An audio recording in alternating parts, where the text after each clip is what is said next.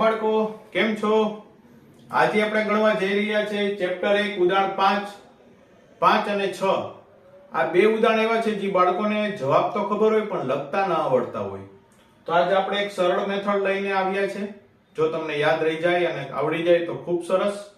ચાલો રકમ ઉપર ધ્યાન દઈએ. L લંબાઈની સમબાજુ ત્રિકોણના શિરોબિંદુ પર ત્રણ વિદ્યુતભાર Q1, Q2 અને Q3 જે દરેક Q બરાબર છે એ આપેલા છે. તો આ સમબાજુ ત્રિકોણ છે. 1, 2 અને 3 અને બધાનો વિદ્યુતભાર સમાન છે. ચાલો ત્રિકોણના મધ્ય કેન્દ્ર પર Q વિદ્યુતભાર મૂકેલ છે. તો લાગતું બળ કેટલું? તો આપણે જાણીએ છીએ કે બધા વિદ્યુતભાર અને Q બધા ધન વિદ્યુતભાર છે. તો A છે ઈ O ઉપર બળ લગાડશે. તો એને આપણે FOA વડે બતાવશું. O ઉપર લાગતું બળ કેના વડે? A વડે. એ જ રીતના B વડે લાગતું બળ OB અને C વડે લાગતું બળ OC. અને મધ્ય કેન્દ્ર ઉપર આવેલું છે એટલે બધા વિદ્યુતભારથી તેનું અંતર સમાન r થશે. તેથી આપણે લખી શકીએ FOA OB OC બરાબર F KQQ ના છેદમાં અંતરનો વર્ગ.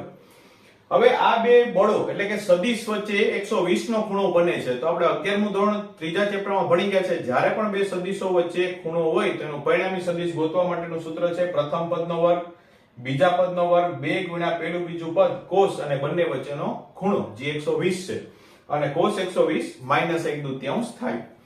તો પ્રથમ પદનો વર્ગ બીજા પદનો વર્ગ 2 ગુણ્યા પેલું બીજું પદ અને -1/2 વત્તે ઓછે ઓછા અને બે ઉડી જશે. 2 માંથી 1 જાય તો 1. આ આપણને બળ મળશે ઉપરની દિશામાં એટલે આવશે J કેરેટ. આ જ રીતના O ઉપર એને લીધે લાગતું બળ આવશે નીચે જે -J કેરેટ. તેથી પરિણામી બળ ઉપર અને નીચે આ તે +J કેરેટ આ છે -J કેરેટ બંનેનું મૂલ્ય 0 થશે. ખૂબ આત્મવિશ્વાસ સાથે ગણજો. દાખલો આવડી જશે. Best of luck. Hari Om.